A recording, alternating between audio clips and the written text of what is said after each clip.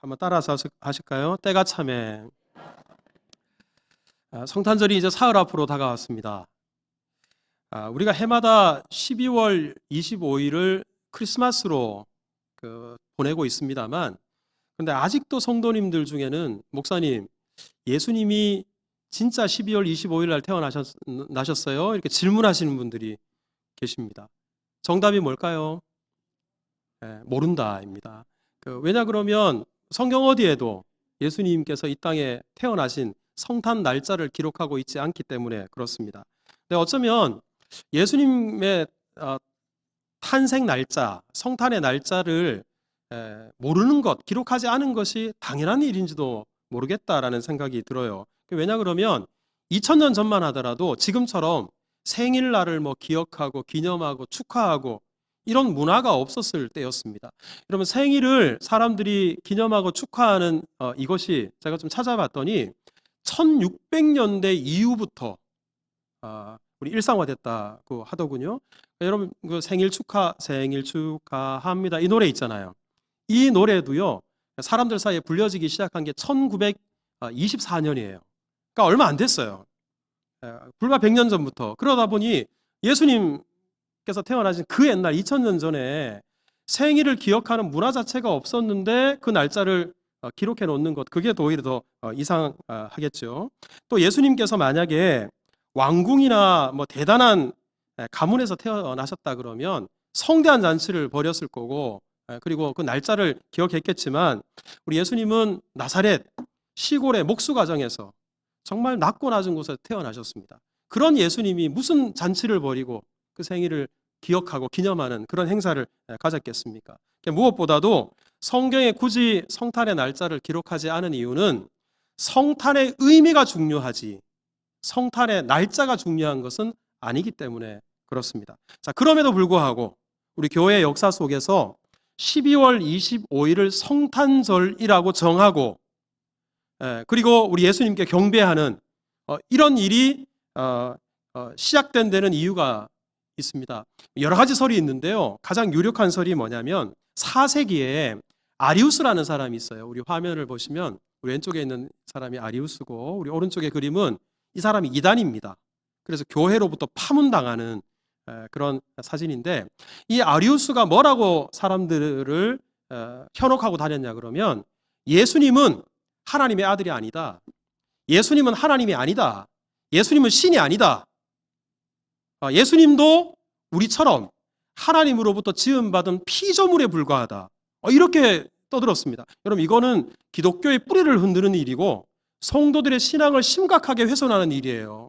그러니까 교회가 이런 사상을 그냥 내버려 둘 수 없잖아요. 시간이 좀 지나고 난 이후에 그렇지 않다. 예수님은 하나님의 영광의 본체시고 하나님과 동등하신 분이다. 그 하나님께서 이 땅에 사람이 되셔서 오신 것, 이것이 바로 성탄인데 이 얼마나 귀한 일이냐. 그러니 성탄의 날짜를 정해서 그 성탄절에 이 땅에 오신 하나님의 아들 예수님을 기뻐하고 경배하자. 이렇게 해서 성탄절이 시작된 거예요. 그러면 어떤 날짜로 할 것인가? 성경에 날짜가 기록되어 있지 않으니까 여러분, 이때 당시에 전 세계적으로 로마의 영향력이 가장 클 때였잖아요. 그 로마의 12월 25일 날을 태양절이라 그래서 우리 대대적으로 행사를 치렀다 그럽니다. 근데 여러분, 물론 이것은 태양 숭배하는, 우상 숭배하고 미신에 가까운 절기예요. 근데 문제는 당시의 그리스도인들조차도 이 우상 숭배하는 절기에 빠지고 참여하는 사람들이 많았습니다. 그래서 이 날을 성탄절로 정하면 기독교인들이 우상 숭배도 하지 않게 되고, 그리고 태양보다도 더 찬란한 빛으로 이 땅에 오신 분이 누구신가? 여러분, 우리 예수님은 생명의 빛, 참빛으로 이 땅에 오신 분이잖아요. 그러니까 이 태양절에 예수님의 우리 탄생 날, 성탄날로 정하는 것이 좋겠다. 그래서 12월 25일 이날을 성탄절로 지키게 된 것입니다. 근데 여러분, 실제로 12월 25일 날을 성탄절로 정한 이후에 그리스도인들이 태양절이라는 우상 숭배하는 사람이 한 사람도 없었고요. 그리고 역사 속에서 이 태양절이라는 우상 숭배 절기는 사라지고 말았습니다. 지금은 유럽에 가도 이 태양절이라는 절기 자체가 없어요. 크리스마스만 남아있을 뿐입니다. 그러니까 일각에서 12월 25일은 태양절 우상 숭배하는 날이니까 성탄절 없애야 된다. 그리고 크리스마스 지키지 말아야 된다. 이렇게 떠드는 소리는 이런 역사를 알지 못하는 터무니없는 주장에 불과하다라는 이야기입니다. 거듭 말씀드리지만 성탄의 날짜가 중요한 게 아니에요. 여러분, 성탄의 본질은 절대로 날짜가 아닙니다. 성탄의 의미가 더 중요한 것이고, 우리를 구원하시기 위해서 하나님께서 보내주신 최고의 선물 예수 그리스도, 예수 그리스도야말로 성탄의 본질인 줄 믿으시기를 주님의 이름으로 축복합니다. 자, 여러분, 이렇게 성경에는 성탄 날짜는 나와 있질 않아요. 자, 그런데 성경을 보면 날짜는 없는데 성탄의 때에 대해서는 대단히 여러 곳에서 강조하고 있다는 사실을 발견하게 됩니다. 그게 바로 오늘 본문인데, 자, 우리 오늘 본문 4절을 한번 보시면 4절이 이렇게 시작합니다. 때가 참에 하나님이 그 아들을 보내셨다. 즉 하나님의 때가 되어서 예수님이 이 땅에 태어나셨다라고 말씀하고 있습니다. 네, 여러분, 여기서 이 때라는 단어를 주목하셔야 돼요. 우리나라 말로는 시간을 뜻하는 단어가 하나밖에 없어요. 시간. 이 시간이라는 단어로 모든 시간을 다 여기 안에 넣었습니다. 하지만 헬라어는 대단히 좀 정확한 언어여서 시간 중에도 대표적으로 크게 두 가지로 나눠요. 하나는 크로노스라는 단어가 있고요. 하나는 카이로스라는 단어가 있어요. 근데 크로노스라는 단어는 어떤 단어냐 그러면 우리 1시, 2시, 3시, 4시 시간 속에, 시계 속에 들어있는 시간, 시간이 흘러가면서 짝깍짝깍 지나가는 이 시간을 크로노스라 그래요. 하지만 우리 이럴 때가 있잖아요. 자, 정한 시간이 되었다. 그러니까 약속 시간이 되었다. 이제 쉴 때가 되었다. 일할 때가 되었다. 이럴 때 이 시간을 카이로스라 그럽니다. 그러니까 오늘 본문의 때가 참에 이 때는 크로노스가 아니라 카이로스예요. 하나님께서 정해놓으신 시간, 하나님께서 계획해놓으신 시간이 드디어 되었다. 바로 이런 의미가 때가 참에라는 이 말의 의미입니다. 자, 그러면 하나님은 어떤 때를 정해놓으셨을까? 하나님은 어떤 시간을 계획해 놓으셨을까? 자, 우리 4절을 다시 한번 보십시다. 우리 4절 같이 읽어요. 시작. 때가 참에 하나님이 그 아들을 보내사. 자, 됐습니다. 여기서 때가 되었는데 하나님의 아들을 이 땅에 보내실 때가 되었다. 그 시간을 정해 놓으셨다라고 말씀합니다. 여러분, 여기서 이 땅에 보내신 하나님의 아들 누굴까요? 예수님입니다. 그런데 여러분, 예수님은 제가 앞서 말씀드린 아리우스와 같은 이단들이 말하는 것처럼 우리와 똑같은 인간이 아니에요. 요한복음 1장 1절에 이렇게 말씀합니다. 태초에 말씀이 계시니라. 그런데 여러분, 여기서 이 1장 1절을 정확하게 해석하기 위해서는 말씀이라는 단어를 예수님으로 바꾸면 해석이 아주 쉬워져요. 자, 우리 말씀이 몇 번 나오는데 예수님으로 바꿔서 한번 읽어볼까요? 시작. 태초에 예수님이 계시니라. 이 예수님이 하나님과 함께 계셨으니 이 예수님은 곧 하나님이시니라. 여러분, 이해되시죠? 예수님은 태초부터 계셨어요. 예수님은 곧 하나님입니다. 그러니까 때가 참에 하나님께서 그 아들을 보내셨다라는 것은 하나님께서 우리를 구원하기 위해 이 땅에 오신 것을 가리키고 바로 그 때를 하나님이 정해놓으셨다라는 말씀입니다. 자, 우리 4절을 다시 한번 보십시오. 그 다음에는 하나님이 그 아들을 보내셨을 때 여자에게서 나게 하셨다. 자, 한번 따라서 해보세요. 여자에게서 나셨다. 여러분, 여자에게서 나게 하셨다라는 이 말은 무슨 의미냐 그러면 예수님이 이 땅에 오실 때 분명히 하나님이신데 사람으로 이 땅에 태어나셨다. 왜? 여자의 몸에서 태어나셨으니까. 하나님이 영광스러운 하나님의 모습으로 오신 것이 아니라 사람이 되셔서 이 땅에 오셨다라고 성경은 말씀하고 있습니다. 근데 여러분, 사람이라는 존재가 얼마나 보잘것없어요. 사람이라는 존재가 얼마나 연약합니까? 사실 우리 사람의 육신은 천사들보다도 더 못합니다. 그런데 왜 영광스러운 하나님이 천사보다 못한 사람의 몸으로 이 땅에 오셔야만 했는가? 히브리서 2장 9절을 보면 자, 이렇게 말씀해요. 천사들보다 잠시 동안 못하게 하심을 입은 자, 예수님을 가리켜요. 왜 예수님이 이렇게 연약한 사람의 모습으로 이 땅에 오셨나? 맨 끝부분을 보십시오. 모든 사람을 위하여 무엇을 맛보려고? 죽음을 맛보려고. 만약에 예수님이 하나님으로 오셨다면 우리 대신 죽으실 수 없잖아요. 천사로 오셨다면 죽으실 수 없잖아요. 하나님은 우리 대신 십자가에 못 박혀 죽으시기 위해서 천사보다 못한 연약한 사람의 모습으로 여자의 몸에서 태어나셨다라고 말씀합니다. 자, 우리 또 한 가지, 우리 4절 맨 끝부분을 한번 보십시오. 아들을 보내사 여자에게서 나게 하시고 율법 아래에 나셨다 그랬습니다. 여러분, 예수님은 율법을 만드신 분이고 율법을 완성하실 분입니다. 그러니까 예수님은 율법 위에 계신 분이에요. 그런데도 예수님이 이 땅에 오실 때 율법 아래에서 나셨대요. 이게 무슨 의미인가? 여러분, 이 율법 아래에 나셨다는 것은 예수님은 죄가 없는 하나님의 아들인데도 우리를 구원하시기 위해서 스스로를 마치 죄인처럼 죄인의 모습으로 이 땅에 오셨다라는 것을 말씀하는 거예요. 우리 그래서 로마서 8장 3절에 보면 보세요. 우리 하나님께서 예수님을 보내실 때 자기 아들을 죄 있는 육신의 모양으로 이 땅에 보내셨대요. 죄가 없으신데 왜 죄 있는 사람의 몸으로 이 땅에 오셔야만 했나? 그 다음 절을 한번 볼까요? 육신을 따르지 않고 그 영을 따라 행하는 우리에게 율법의 모든 요구를 이루어지도록. 여러분, 율법의 요구는 저와 여러분 같은 죄인들은 그 죄 때문에 심판받아야 돼요. 영원한 지옥 멸망에 처해져야 됩니다. 하지만 예수님께서 우리 대신 그 율법의 요구를 다 이루셔서 대신 심판받으시기 위해서 예수님은 율법 위에 계신 분이신데도 율법 아래 이 땅에 태어나셨습니다. 여러분, 이 모든 것을 하나님께서 계획해 놓으신 거예요. 이 예수님께서 이 땅에 오시는 때를 하나님이 정해 놓으셨습니다. 그럼 여러분, 이 때를 언제 정해 놓은지 아십니까? 고린도전서 2장 7절에 보면 끝부분을 보세요. 언제요? 만세전에. 이 하나님의 때, 성탄의 때를 만세전에 하나님이 계획해 놓으셨어요. 정해 놓으셨어요. 할렐루야. 여러분, 때문에 성경을 보면 예수님께서 이 땅에 오시기 수천 년 전 구약 성경 창세기에서부터 이 땅에 오실 예수님에 대해서, 성탄에 대해서 예언하고 있어요. 우리 창세기 3장 15절을 한번 보시면, 여러분, 이것은 선악과를 따먹고 죄가 이 세상에 들어오고 난 이후에 하나님께서 뱀을 심판하시는 말씀이에요. 근데 이 말씀에 이렇게 말씀하십니다. 뱀아, 네 후손도 여자의 후손과 원수가 될 거야. 여자의 후손이 내 머리를 상하게 할 거야.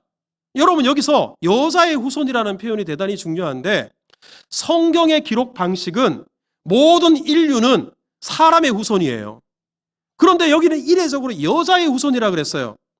이게 무엇을 가리키는가 하면 사람의 허리에서 태어난 우리 사람을 가리키는 게 아니라 동정녀 마리아를 통해서 이 땅에 오실 예수님, 그 예수님을 예언하는 말씀이기 때문에 그렇습니다. 여러분, 만세전에 하나님께서 이 땅에 오실 예수님의 성탄을 계획해 놓으셨기 때문에 창세기 앞부분에 이미 예수님께서 이 땅에 오실 성탄을 예언해 놓으셨습니다. 여러분, 이사야 60장 22절에 보면 우리 예수님께서 이 땅에 오실 것을 예언해 놓은 구절이거든요. 보세요. 그 작은 자가 1000명을 이루겠고 약한 자가 강국을 이룰 것이다. 예수님을 예언하는 말씀이에요. 그런데 보세요. 때가 되면, 이게 무슨 말이에요? 이 땅에 오실 예수님, 그 예수님의 성탄의 때를 하나님이 정해 놓으셨다, 이 말씀입니다. 예레미야 23장 5절에도 보면 보라, 때가 이르게 될 것이니 다윗에게 한 의로운 가지를 일으킬 것이다. 예수님은 다윗의 후손으로 이 땅에 오셨잖아요. 이 땅에 성탄하시는 예수님의 때를 만세전에 다 정해 놓으셨기 때문에 바로 이렇게 구약시대 선지자들이 예수님의 성탄을 예언하고 있는 겁니다. 그리고 시간이 지나서 드디어 하나님께서 정하신 때가 됐어요. 그 때가 되어서 오늘 본문의 때가 참에 예수님이 이 땅에 오신 것입니다. 할렐루야. 그래서 여러분, 우리 복음서 중에서도 가장 먼저 기록되어진 것으로 알려진 마가복음 1장에 15절을 한번 보십시오. 이렇게 말씀해요. 예수님이 이 땅에 오신 것을 때가 찼고 하나님의 나라가 가까이 왔다. 이제 때가 다 되었다. 예수님이 이 땅에 오신 것, 하나님의 때에 예수님이 오셨다고 선언하고 있습니다. 자, 그러면 여러분, 예수님께서 정말 때가 차서 이 땅에 오셨는데 2000년 전 예수님이 이 땅에 오실 때 정말 적기에 예수님이 오셨다라고 말할 만한가라는 거예요. 사실 목회하는 저도 교회 작은 행사도 요 행사를 언제 하면 좋을까? 어떤 날짜에 하면 더 효과적일까? 이거 고민하거든요. 그럼 대충 날짜 정하는 거 아닙니다, 여러분. 저를 뜨문뜨문 보지 마십시오. 심사숙고해서 날짜를 정합니다. 하물며 저 같은 사람도 그런데 하나님께서 인류의 구원을 완성하실 예수님께서 이 땅에 오시는 성탄의 날짜를 대충 정하지 않으십니다. 정말 적기에 정말 때가 찼다라는 말이 터져나올 그 시기에 예수님께서 이 땅에 오시게 계획하셨거든요. 실제로 예수님이 이 땅에 오셨을 그 시기를 보면 정말 하나님께서 적기에 예수님을 보내셨구나, 고개를 끄덕일 수밖에 없어요.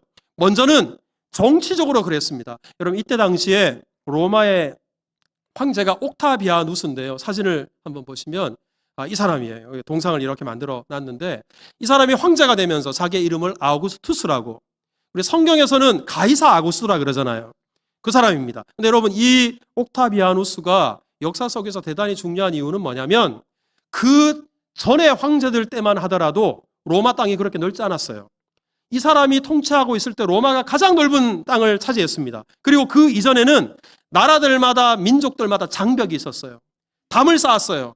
그래서 다른 나라로 넘어가는 게 이게 쉬운 일이 아니었어요. 하지만 옥타비아누스 때 그 드넓은, 엄청나게 넓은 대제국을 이루고 나서 모든 도로를 로마로 향하게 만들어 놨어요. 여러분, 모든 길은 로마로라는 말 들어보셨죠? 우리 이 지도가 당시에 로마가 제패하고 있었던 지역인데, 빨간색 선, 이게 다 도로예요. 이 도로가 다 로마로 통하게 되어 있었습니다. 그러니까 예수님이 이 땅에 오셔서 복음을 주셨잖아요. 이 복음이 바로 이렇게 잘 닦여진 길을 통해서, 대로를 통해서 전 세계로 퍼져나갈 준비가 되어 있던 바로 그때에 예수님께서 이 땅에 오신 것입니다. 이 얼마나 놀라운 일입니까? 여러분, 뿐만 아니고요, 언어적으로도 준비가 되었을 때 예수님이 오셨어요. 요즘은 세계 공용어가 영어다 그러지만 이때 당시만 하더라도 헬라어가 세계 공용어였어요. 우리 사진을 보시면 이게 헬라어 성경의 헬라어입니다. 요즘 그리스 사람들은 이 언어를 쓰지 않고 이 코인의 헬라라고 하는데요. 이 언어가 로마가 세계를 제패하면서 전 세계 사실상 공용어가 되었습니다. 이때 성경을 바로 이 헬라어로 기록합니다. 예수님이 어떤 분이신지, 예수님이 어떤 일을 행하셨는지, 예수님이 어떤 말씀을 하셨는지 이 언어를 다 알고 있는데, 이 언어가 전 세계적으로 헬라어로 기록된 성경이 퍼져나가기 시작했어요. 복음이 정말 효과적으로 잘 전달될 수 있는 준비가 되었을 때 예수님이 이 땅에 오신 겁니다.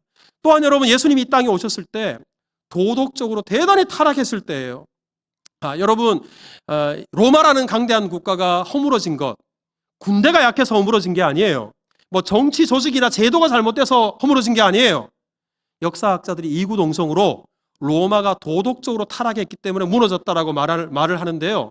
로마 황제 16명 중에 무려 14명이 동성애자들이었어요. 그러니까 당시에 성문화, 도덕문화 얼마나 심각했는지. 여러분, 좀 전에 다시 띄워보세요. 이게 하드리안 황제라는 사람인데 황제의 애인이 옆에 있어요. 근데 여러분, 이 그 조각상을 보시면 황제 옆에 있는 조각상이 남자예요, 여자예요? 남자예요. 애인이 남자예요. 우리 그 다음 사진을 보시면 제가 좀 여러분들 보시기에 민망한 것은 잘랐어요. 잘랐는데도 이게 왕궁에서 쓰던 컵들, 그릇들, 거기에 조각되어 있는 것들인데 남자가 남자와 더불어 동성애를 표시하는 이런 작품들, 치우세요. 예. 예. 이런 그림들, 이런 것들이 당시에 만년되어 있었어요. 그러니까 더 이상 이렇게 도덕적으로 타락한 시대 속에 있을 수 없잖아요. 바로 그때 예수님이 이 땅에 오셨어요. 한번 따라서 합시다. 회개하라. 천국이 가까이 왔느니라. 정말 예수님 필요로 할 때, 그때 적기에 예수님이 이 땅에 오신 것입니다. 여러분, 때문에 오늘 이러한 때가 참에 예수님이 하나님의 아들로 여자의 몸을 통해서 그 율법 아래 우리를 구원하기 위해 이 땅에 오셨다. 여러분, 이거 얼마나 감격스러운 소식인지. 때문에 여러분, 성탄절 그러면 앞으로도 때가 참에, 자, 저를 한번 따라서 합시다. 때가 참에 예수님 오셨습니다. 자, 때가 되어서 드디어 이 땅에 오신 예수님께서 우리를 위해서 어떤 일을 행하셨나. 자, 우리 5절을 한번 읽어볼까요? 시작. 율법 아래에 있는 자들을 속량하시고 우리로 아들의 명분을 얻게 하려 하심이라. 여러분, 원래 저와 여러분들이 율법 아래에 있었어요. 죄 때문에 심판받아야 될 그런 존재들이었다. 멸망받을 죄인이었다라는 말입니다. 그런 우리들을 속량하셨어요. 속량이라는 말이 값을 치르고 사다라는 뜻이거든요. 예수님이, 죄가 없는 예수님이 우리 대신 십자가에 달리셔서 죄값을 피값으로 지불하십니다. 그리고 우리를 사셨어요. 하나님의 것으로 만드셨어요. 이게 바로 속량이에요. 이 땅에 오신 예수께서 사람이 되셔서 바로 이것을 이루셨습니다. 이렇게 우리를 사신 다음에 우리로 하여금 무슨 명분을 얻게 하셨습니까? 아들의 명분. 원래 저와 여러분들은 본질상 진노의 자녀예요. 우리는 노예들이었어요. 죄의 종들이었어요. 이랬던 우리들을 사탄의 손에서, 죄의 손에서 건져내셔서 하나님의 아들이 되게 하셨어요. 여러분, 하나님의 아들이 됐다는 것, 이게 얼마나 감격스러운지 6절을 한번 읽어볼까요? 다 같이 읽습니다. 시작. 너희가 아들이므로 하나님이 그 아들의 영을 우리 마음 가운데 보내사 아빠 아버지라 부르게 하셨느니라. 여러분, 원래는 하나님을 아빠라고 부를 수 있는 분은 예수님밖에 없어요. 그런데 저와 여러분들에게 하나님을 아빠 아버지라고 부르게 하셨어요. 이 원어로 읽으면 아빠는 아람어예요. 당시에 이스라엘 사람들이 쓰던 언어예요. 뒤에 있는 아버지는 헬라어예요. 그러니까 이방인들이 쓰는 언어예요. 그러니까 아빠 아버지 굳이 두 번 이렇게 쓴 이유가 뭘까요? 유대인들만 하나님을 아버지라고 부를 수 있는 게 아니라 이방인들도 예수 그리스도를 믿는 사람이면 누구나 하나님을 아버지라고 부를 수 있게 되었다. 여러분, 이거 얼마나 놀라운 은혜요, 감격입니까? 저와 여러분들이 성탄하신 예수님 때문에 이 은혜를 누리게 된 것입니다. 여러분, 뿐만 아니라 7절을 한번 읽어볼까요? 다 같이 시작. 그러므로 종이 아니요 아들이니 아들이면 하나님으로 말미암아 유업을 받을 자니라. 우리가 종이 아니라 이제 하나님의 자녀가 되었으니까 하나님의 모든 부요하심과 하나님의 모든 풍요로운 것들, 하나님의 모든 복을 우리가 상속받게 되었다. 우리가 하나님의 아들이 되었으니까. 여러분, 이거 얼마나 놀라운 축복인지. 제가 예전에 대학 시절에 보육원에 자원봉사를 몇 년간 했던 적이 있었어요. 처음에는 학점 때문에 한 학기 보육원에 가서 봉사활동을 하다가 제가 좀 느낀 바가 있어서 이후에 학점과 상관없이 우리 몇 년 동안 가서 좀 돌봤는데요. 거기 보육원에서는 0세부터 5살까지 그런 아이들만 돌보는 곳이었습니다. 근데 여기 우리가 있는 아이들이, 여러분, 사실 5세 미만 아가들에게 가장 필요한 게 무엇보다 엄마의 사랑이잖아요. 그런데 사랑에 굶주려져 있어요. 이번에 우리 한사랑 영아원에 갔더니 지금은 우리나라 복지가 얼마나 좋아졌는지 교사 한 명이 돌보는 아동이 한 7명에서 8명 되고 그것도 3교대로 본대요. 제가 봉사활동을 갔을 때 지금부터 몇십 년 전이니까 그때만 하더라도 교사 한 명이 20명에서 25명을 돌봐요. 그리고 그것도 무슨 3교대 이런 건 꿈도 못 꿔요.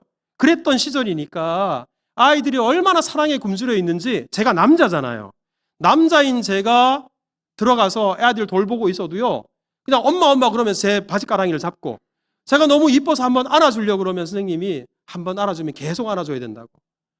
얼마나 마음이 아픈지. 근데 제가 우리 거기에서 봉사활동을 하다가 하던 중에 보면 입양을 하러 오시는 분들이 계셔서 도로 입양 나가는 아이가 있어요. 어떨 때 가보면 없어요. 입양 갔대요. 근데 입양 가는 것에 대해서 안내를 좀 관계자들한테 들었더니 그런데요, 어떤 아이들이 입양이 잘 되나? 첫 번째가 어릴수록 잘 된대요. 두 번째가 건강할수록 잘 된대요. 남자아이보다 여자아이가 잘 된대요. 여자아이 중에서도 예뻐야 잘 된대요. 만약에 입양이 되지 않으면 이제 5세까지만 거기 있을 수 있으니까 그 다음부터 또 다른 곳에 이관됩니다. 나중에 요즘은 그런 표현을 쓰지 않지만 고아원 같은 데로 옮겨지게 되는 거죠. 그러니까 제가 그 이야기를 들으면서 내가 원래는 하나님의 아들이 아니었는데 아들의 명분을 얻어서 사실상 양자되면 은혜를 우리가 누리고 있잖아요. 그런데 우리가 제가 앞서 말씀드린 것처럼 내가 하나님의 자녀가 될 만한 자격이 되나, 조건이 되나, 아무리 생각해봐도 은혜 외에는 설명할 길이 없어요. 그래서 고린도전서 1장 26절에 보면 이렇게 말씀합니다. 형제들아, 너희를 부르신 것을 봐라. 육체를 따라서 지혜로운 자도 아니고 능력이 많은 자도 아니고 문벌이 좋은 자도 아니고. 여러분, 이거 누구를 가리킬까요? 바로 나를 가리키죠. 보잘것없는 죄인에 불과한 나를 하나님이 무조건적인 사랑으로 택하시고 구원하셔서 하나님의 자녀가 되게 하셨어요.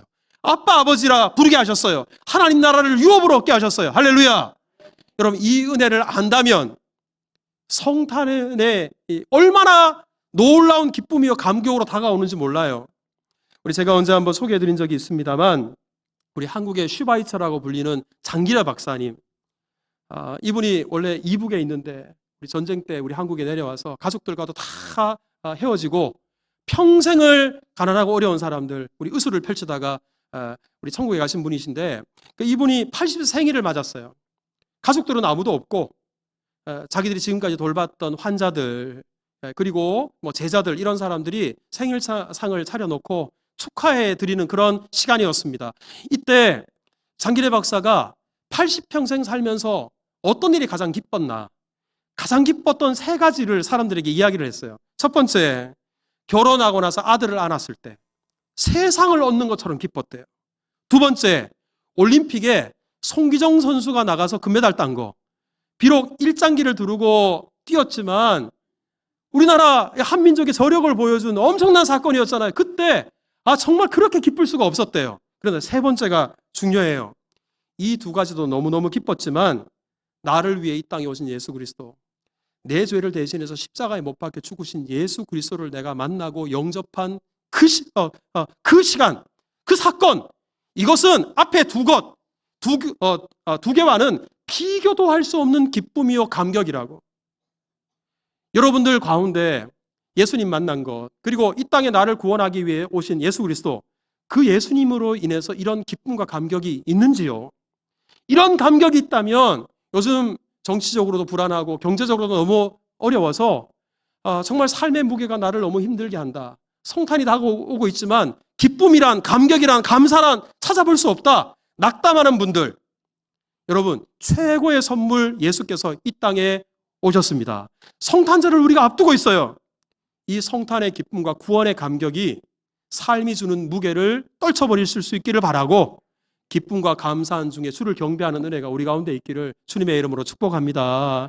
여러분 우리 유럽에는 12월 25일 날 성탄 예배를 안 드린 지가 오래됐고요. 미국 교회도 우리 미국에 계신 분들 말씀을 들으면 우리 큰 교회를 중심으로 점점 성탄절 예배가 사라지고 있어요. 어떤 교회는 10년 이상 성탄절 예배를 제대로 드리지 않아요. 왜 드리지 않나? 이야기를 들어보면 성탄절에 예배를 드려도 사람들이 예배 드리러 안 나오니까 예배보다 더 재밌는 일이 많거든요. 더 즐길 거리가 많거든요. 그러니까 성탄절에 정말 성탄의 본질은 예수님인데 그 예수님을 우리 또한 경배하는 것이 성탄절인데 성탄절의 본질이 지금 뒤바뀌어져 버린 거예요. 혹시 우리도 그런 가운데 살아가고 있는 것은 아닌지, 올 한 해 우리 성탄절에 다른 계획 세우지 마시고 하나님 앞에 나와서 나를 구원하기 위해서 이 땅에 오신 예수 그리스도, 성육신하신 예수 그리스도를 기뻐하고 경배하는 우리 모두가 될 수 있기를 바라고, 아무리 힘들어도 어려워도 이 구원의 기쁨과 감격을 가지고 다시 한번 산 소망 가지고 힘있게 달려가는 우리 모두가 될 수 있기를 주님의 이름으로 축복합니다.